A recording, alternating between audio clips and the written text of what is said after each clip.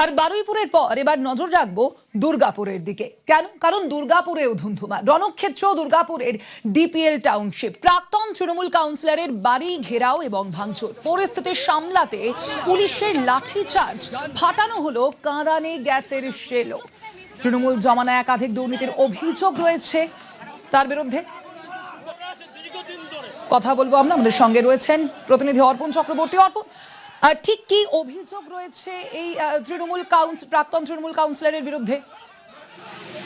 দেখো, মূলত যে অভিযোগ উঠে আসছে এই প্রাক্তন কাউন্সিলরের বিরুদ্ধে, যে দুর্নীতির অভিযোগ এবং স্বজন পোষণের অভিযোগ, এই অভিযোগেই কিন্তু সরব এলাকার মানুষ। কারণ নির্বাচনের পর থেকেই কিন্তু প্রাক্তন কাউন্সিলর তিনি কিন্তু বাড়ি থেকে ফেরার ছিলেন। এরপরে সে যখন তার নিজের বাড়িতে আসে ডিপিএল কলোনিতে, তখন তার বাড়িতে আসে এবং এলাকার মানুষ তারা খবর পায় যে বাড়িতে এসেছে। তারপরেই কিন্তু এলাকার মানুষ তারা কিন্তু তার বাড়িতে চড়াও হয় এবং তার বাড়িতে ভাঙচুর চালায় এবং এই উত্তেজিত জনতাকে ছত্রভঙ্গ করার জন্য কিন্তু সেখানে মোতায়েন থাকে পুলিশ, কোকোবেন্দ্রা পুলিশ এবং পুলিশ ছত্রভঙ্গ করার জন্য লাঠিচার্জ করে এবং সেখানে ফাটানো হয়, সামনে টিয়ার ফাটানো হয় এবং রাত ভর চলে তাণ্ডব। তারপরে ধীরে ধীরে পরিস্থিতি স্বাভাবিক হয়। এলাকায় পুলিশ মোতায়েন রয়েছে এবং বিক্ষুব্ধ জনতাকে কিন্তু লাঠিচার্জ করতে পুলিশ বাধ্য হয়। তারপরেই কিন্তু আরো ক্ষিপ্ত হয়ে ওঠে বিক্ষিপ্ত জনতা। এরপরে কিন্তু পরিস্থিতি ধীরে ধীরে অগ্নিঝড় হতে থাকে। এরপর বাড়তি পুলিশ মোতায়েন করে আসানসোল দুর্গাপুর পুলিশ কমিশনারের তরফ থেকে এবং সেখানে কমব্যাক ফোর্স, সেই কমব্যাক ফোর্সও কিন্তু নিয়ে আসা হয়। এবং যেটা জানা যাচ্ছে যে মূলত এই যে ডিপিএল কলোনিতে যে প্রাক্তন কাউন্সিলর শশাঙ্ক শেখর মন্ডল, তার বিরুদ্ধে কিন্তু একাধিক দুর্নীতির অভিযোগ রয়েছে এলাকায় এবং সেই থেকেই কিন্তু ক্ষিপ্ত। কারণ স্থানীয়রা যেটা চাইছে যে এতটাই দুর্নীতির সাথে যুক্ত ছিল যে তাকে এলাকায় প্রবেশ করতে দেওয়া যাবে না। অর্থাৎ এই দাবিকে সামনে রেখেই তারা কিন্তু সরব হয় এবং তার যে বাড়ি, যে কোয়ার্টারে তিনি থাকতেন, সেই কোয়ার্টারেও কিন্তু ভাঙচুর চালানো হয়। স্থানীয় তারা ভাঙচুর চালায় এবং পরবর্তী ক্ষেত্রে কিন্তু কোকোবেন থানার পুলিশ এই প্রাক্তন কাউন্সিলর শশাঙ্ক শেখর মন্ডলকে গ্রেপ্তার করে। একেবারে বোঝাই যাচ্ছে পুলিশ লাঠিচার্জ করেছে, দুটো মহিলার হাত ভেঙে গেছে। আচ্ছা, তারপরে এর ওর হাতে লেগেছে, আমাকেও মেরেছে। আমরা চাইছি যে এরা হচ্ছে এই আমাদের 39 নম্বরে যেন না ঢোকে, ওয়ার্ডে না ঢোকে। শশাঙ্ক শেখর, শিবপ্রসাদ হচ্ছে শিব মণ্ডল, এরা যেন আমাদের ওয়ার্ডে না থাকে, না ঢোকে। থানার আইসি, তার সঙ্গে বচসা পীযূষ কানুরিয়ার। বিধায়ক পীযূষ কানুরিয়ার সঙ্গে পুলিশের বচসা। নারায়ণপুর থানায় বিজেপি বিধায়ক পীযূষ কানুরিয়া। তৃণমূল নেতাদের বিরুদ্ধে একাধিক অভিযোগ, পুলিশের বিরুদ্ধে ব্যবস্থা না নেওয়ার অভিযোগ, কোটি কোটি টাকার তোলাবাজির অভিযোগ সামনে আসছে। অভিযোগ পেয়েই নারায়ণপুর থানায় বিজেপি বিধায়ক পৌঁছন।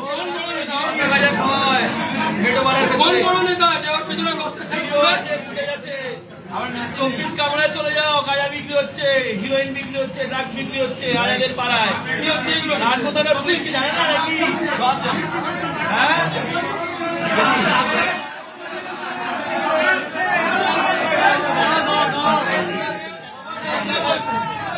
একটা ভুলের সাজা সবাই পেতে পারে। পার্টি অফিসে ক্যামেরা দেখে একটা ছেলেকে ডেকে নিতে করছে, একটা ছেলেকে যারা পার্টি অফিসে ঢুকে সবাই হতে পারে একজন, দুজন, তিনজন, চোর। সরকারের দিকে আঙুল উঠছে, এক একটা ক্রিমিনাল পাড়ায় ঘুরছে, বলার পরেও শুনছে না আইসি। মানুষ কি ভাবছে যে সরকার তাদের প্রশ্রয় দিচ্ছে? কতদিন মেনে নেব? আজাদ থেকে আরম্ভ করে সবাই কি করে প্রতিটা বদমাইশ লোক মেশিন নিয়ে এখনো পাড়ায় ঘোরে। নিশ্চিত থানার মধ্যে সবে 100 দিন হয়েছে।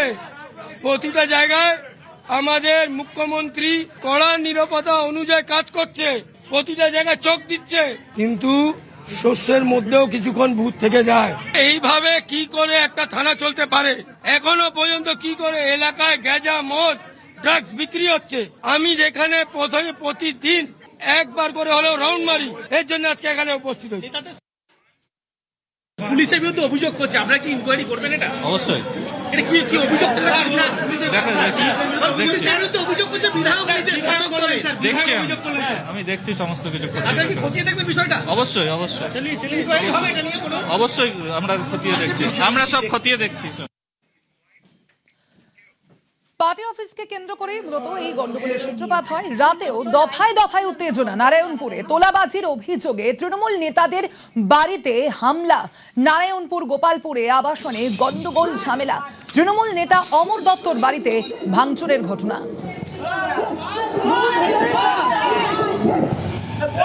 ভেতরে চ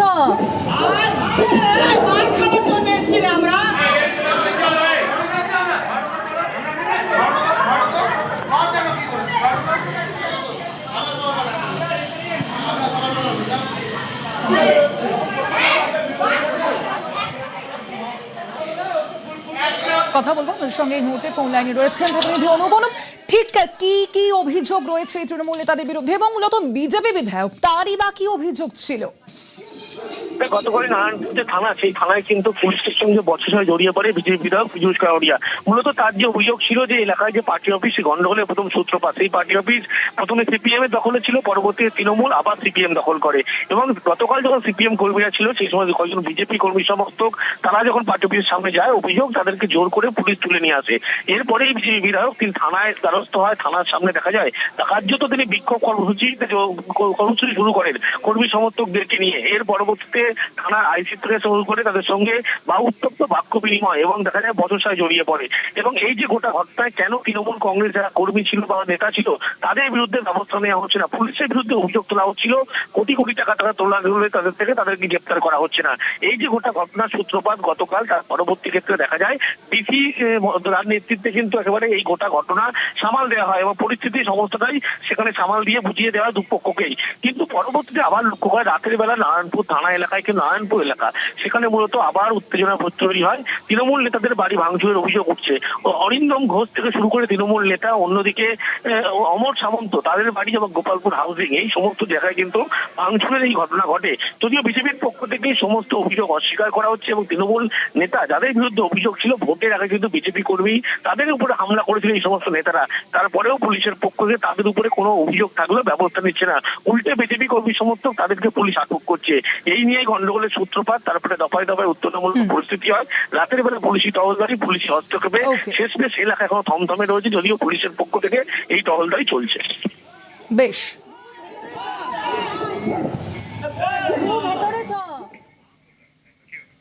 আর এবার নজর রাখবো বীরভূমের নানুরে। বিজেপি নেতার বাড়িতে বোমাবাজির অভিযোগ। বীরভূমের নানুরে তিলুটি গ্রামে উত্তেজনা সৃষ্টি হয়। বাড়ির সামনে সাদা থান রেখে যাওয়ার অভিযোগও সামনে এসেছে। একই সঙ্গে বাড়ির সামনে হুমকি চিঠিও রেখে যাওয়ার অভিযোগ। ইন্দ্রজিৎ রয়েছেন প্রতিনিধি ফোন লাইনে। ইন্দ্রজিৎ, ঠিক কি বা কারা এই ঘটনার সঙ্গে জড়িত, এখনো পর্যন্ত কি জানতে পারা যাচ্ছে? এ বিষয়ে কি কোনো অভিযোগ দায়ের হয়েছে? দেখো, একদম যেটা বলে রাখবো, নানুর বিধানসভার অন্তর্গত যে তিলুঠিয়া গ্রাম রয়েছে, সেই তিলুঠিয়া গ্রামে বিজেপি জেনারেল সেক্রেটারি রসময় দাস, তার বাড়ির সামনে গত রাত্রে বোমাবাজি এবং স্থানীয় যে একটি ছোট্ট পার্টি অফিস ছিল, সেই পার্টি অফিসে আগুন ধরানোর মতন ঘটনা ঘটেছে।